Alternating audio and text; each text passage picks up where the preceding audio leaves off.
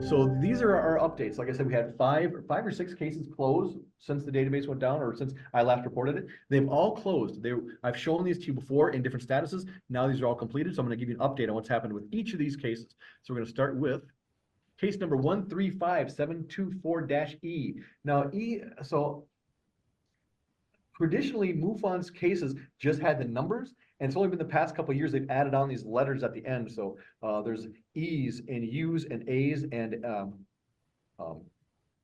it's the ERT one is the ERT one. I forget what it is offhand, but E is for extraterrestrial, U is for UFO, and A is for abduction, or E is for entity. So yeah, so they've added these on there. I refer to them as qualifiers. I don't know what the actual name is, but MUFON added those within the past couple of years, just to add on to kind of get a feel for what is going on with that case. So this took place on July 16th of 2023 at 12 a.m. Saturn-like object was seen in a flyby, FB1. So these are Vallée classifications. So Jacques Vallée worked with J. Allen Hynek back on Project Blue Book, and as they're gathering all this data in Project Blue Book, they needed a way to categorize it. So they broke these categories down into 4 different categories, and so obviously like I said, FB is an FB1. Everybody's probably heard of close encounters of the third kind. That's actually Vallée classification. So that's a CE3. So there's also anomalies. AN's for anomalies. FB's for flybys, CE's for close encounters, and MA is for maneuver. So FB1 is defined as a simple sighting of a UFO flying by in the sky, the category most frequently reported. And so all the categories as MUFON recognizes them go up to 5. So there's FB1, FB2, FB3, FB4, FB5. They're all different categories. So, and we've got different definitions for each of those. So I'll also take a look. So this took place in Brainerd. The witness's short description was unusual satellite-looking entity. So he's looking for satellites and potentially the space station when he noticed the satellite looking like moving from west to east across the whole visible sky. However, just above the horizon, as opposed to being typically in the sky, may have been July 16th as he looks back. It did not flash in any way as one might see it in an aircraft, as most notably, the light did not move from west to east in a typically straight line trajectory. This light seemed to move slightly in an upward and downward fashion, as you might see watching a boat move through the water at night. So Bill McNeff was working on that. When I showed it to you before, it was in progress. Bill has completed that. Let's see what Bill determined. He's completed it as an unknown UAV. So unknown UAV. A UAV is unidentified aerial vehicle. So that'd be like what you'd think of as a classical or typical UFO, because there are a bunch of different dispositions, and that's just one of them. So this would be, if you want to just think of it as, this is a UFO disposition, as it were. So Bill says the witness was credible with an advanced college degree and described the monochrome lighted object, which showed no government mandated running lights and reportedly moved across half the sky at a low angle altitude. This does not fit the description of a conventional aircraft or an orbiting satellite. So reasonable disposition for this unknown UAV. So Bill McNeff did it. So let's give Bill a round of applause on that. And Bill, did you want to comment on this case at all? Anything you wanted to add? No? Okay. That's good. We'll go on to our next case.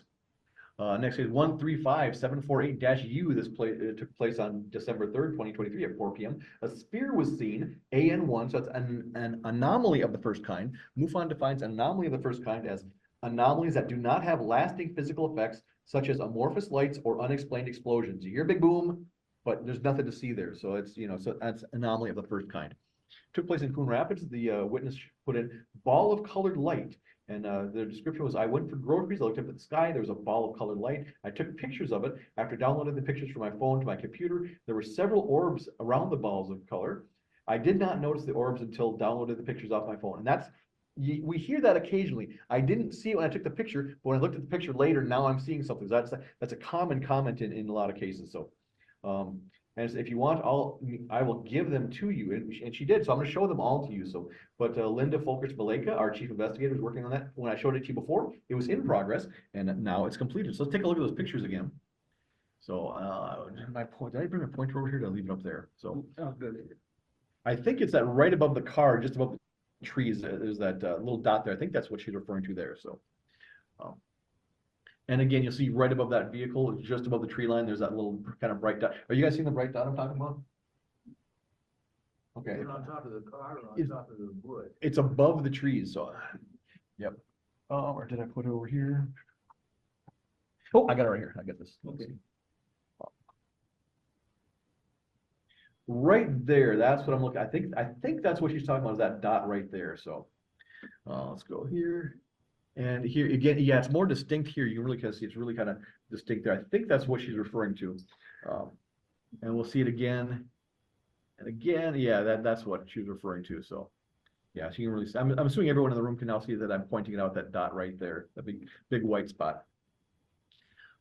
Pick 7, and then of course, I want you to notice too the sun or whatever is right, a very, very, very bright light source right here, and the dots right there. So that is, I think that's actually significant. So, so there's kind of in the same spot, and so you don't really see it as much there. And so completed, IFO identified other. So after reviewing photos taken from the witness, it is determined the disposition of this case is IFO. So you know what a UFO is. IFO is an identified flying object. So we've identified this. So the orbs seen is flaring from the camera and spots on the car windshield. So I'm going to back up for just a second. So like I said, there's this very strong source of light. The sun is right here. When you've got a camera and a really strong source of light, whether it's in the frame or just outside of the frame, the light can come into the camera. And what's happening is the light is bouncing around inside the camera, creating a it's a little flare of light. So that's what it's catching. So if you were to look at this with your bare eye when it was happening, you wouldn't see that. But and then she's also mentioned that there's some a little bit dirty on the windshield, but yeah, that looks like very much like a typical lens flare. A lot of times I see lens flares kind of colored like a blue-green, and that's kind of like a kind of a giveaway color for me when I see that. But yeah, that looks very much like a lens flare because you've got the really pinpoint bright spot and obviously very, very strong light source not far from it. So thank you, Linda, very much for that one. We certainly appreciate all the work you do for Minnesota MUFON. Case number 135978-U. Has anyone verified our speakers here yet? Can someone look at this and verify for speakers here? Case number 135978-U took place on December 29th, 2023 at 6:55 p.m.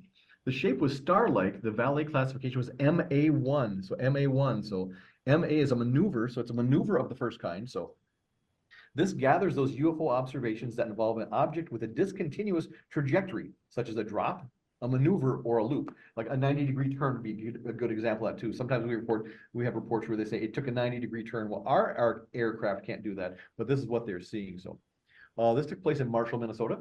Bright lights in a row that started up at the horizon created a pattern going west to southwest very fast and disappeared abruptly, and not satellite pattern. Here's just a segment of what they wrote. Series of bright lights that started across the horizon quickly as if a shooting star in reverse, traveling away from me west to southwest at an angle. This was way brighter than an airplane or overhead, and it didn't look like fireworks in brightness or patterns. Silent, lasted about a minute. So initially it was assigned to me and Linda. I believe Linda took this over and completed it for us. Now let's take a look and see what, we've got pictures of this too. And as I show you the picture, you might know what it is right off the bat. Does that look familiar to anybody? We've shown these pictures like this before. What's that? Starlink. They're saying Starlink in them. I'm going to agree with that. Let's see if Linda agrees. I bet she does. Let's see if Linda agrees, because she's pretty sharp about these things.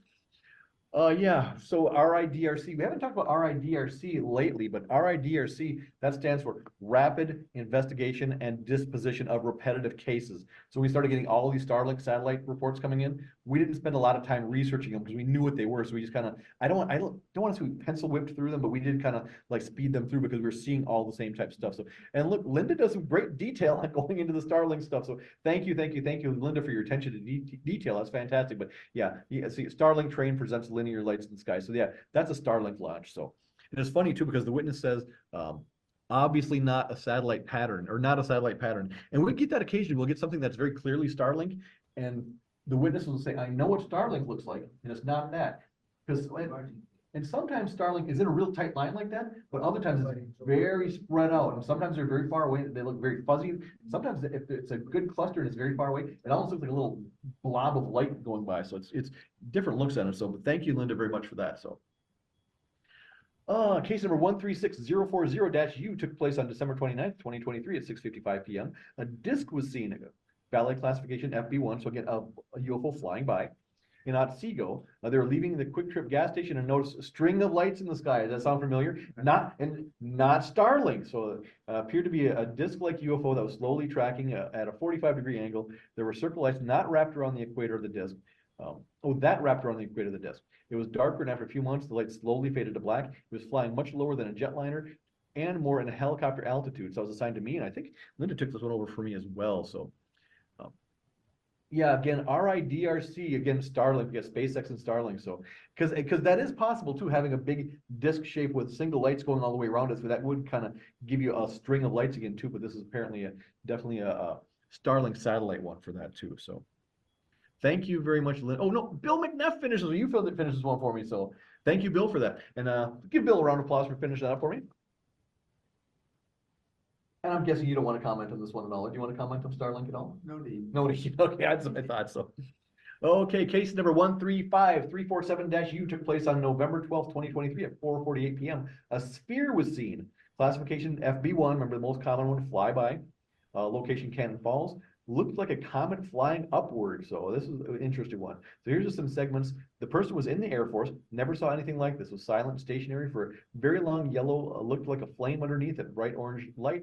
Orb shaped with a halo, some flashing at the center that made it appear like flames. East to west, bright orange light glided across the sky from east to west that appeared almost like a plane on fire, but it was an orb shape. First appeared to me through the window as it came over the horizon of rooftops, then disappeared after it reached the treetops and the nearby woods. It seemed to be flying low. So Linda was working on this one. Let's see what Linda came up with for that one. Insufficient data. So this happens too. So she says the field investigator made multiple attempts to interview the witness, but didn't get a response.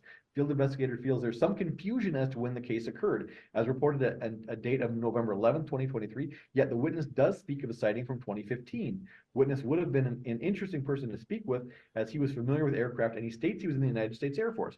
Without speaking to the witness and clarifying the dates and exact location of the sighting, the conclusion is insufficient data, which I agree with. I've talked about this before. The witness interview is so important. It's so critical to kind of put the pieces together, really kind of flesh out and see what they're seeing, get a real good, clear image of what they're talking about. Yeah, so the witness, and it helps so much to be able to interview the witness. And the thing about this is, too, the status is it's completed. It's completed, and I've said this before, but it bears repeating. Even though it's completed and the disposition is insufficient data, it's always quote unquote open in the sense if we get more information or new data, we can go back into the case and we can change its disposition based on new information we got. Because actually when Starlink first started happening, our first field investigators researching it didn't know what it was. They came up as, unidentified aerial vehicle, like UFOs, but and they closed the case. But once it got more popular, we knew what it was. We were able to go back to those cases, check it out, check the maps and say, okay, yeah, that wasn't a UAV, it actually was a Starlink satellite. So even though there's insufficient data now, it could get changed in the future. So, okay, so that was it for our updates. That's it for updates. So now I'm gonna do reports from January 13th through May 10th, and we've only had one. We had two come in this year and only one during that date range. So, okay, so case number 136584-U. This took place on May 3rd. So it happened and they must have reported it right away at 11:50 a.m. A sphere was seen, classification CE1, so that's a close encounter of the first kind. I need to grab this for right. So a close encounter of the first kind, it's the class of objects seen on the ground or at a short distance to the observer. Like I said, everyone's familiar with a CE3, close encounter of the third kind, where you're actually meeting or seeing the entity. This is just seeing the object at a close distance or on the ground. So it's a CE1. This took place in Rogers, and the short description was floating bright white orbs floating in unison. And I decided, since we've only got one new case, I'd put the whole description in there in the next one, because we don't do a whole lot of those. Usually we try to abbreviate them unless they're pretty short. Linda is working on that, and when this case is closed in the future, I'll come back to this case and I'll update you on what Linda finds out. But let's see what the witness had to say on this. I work at a manufacturing facility in Minnesota. I arrived at work on May 3rd, a little before noon, and above the building I saw what I thought was a flock of birds. When I looked closer, I realized that they were not birds. There were some sort of small white objects that were flying in a pattern. There were three groups. One had 2 objects, one had 3 objects, and the last one had 5 objects. I know they were not birds because each group rotated about each other and did not change distance between each other and floated up and down in altitude. I also noticed that when the objects rotated into a certain position, the sunlight glinted off them, meaning they made of something that reflects light, so not birds. This encounter lasted about 5 minutes, and I know the classic question, did you get this on video?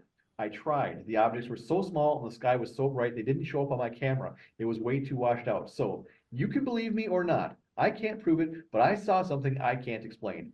And I actually find that very last comment very telling, because we'll see this in cases when I talked about the Long Prairie Tin Can Aliens case. He said something very similar. When people see something and they're kind of in disbelief themselves, but they know what they saw, there's almost like a fear or hesitancy to report it. And they're going, I'm just gonna report it. If you don't like it, that's fine, but I know what I saw. So that kind of insistence kind of indicates to me that this person isn't, they're at least not probably hoaxing us. Because a person that's trying to hoax us is really trying to convince us and be really, oh, this, but you know, but this person is like, this is it. Believe it or not. I don't care if you believe it or not, but this is what I saw. So to me, that type of statement usually gives some credibility in my estimation. So let's see. I think this wraps it up for this one. Yeah. So that's what's up in Minnesota. So everybody, congratulations. We got through it one way or another.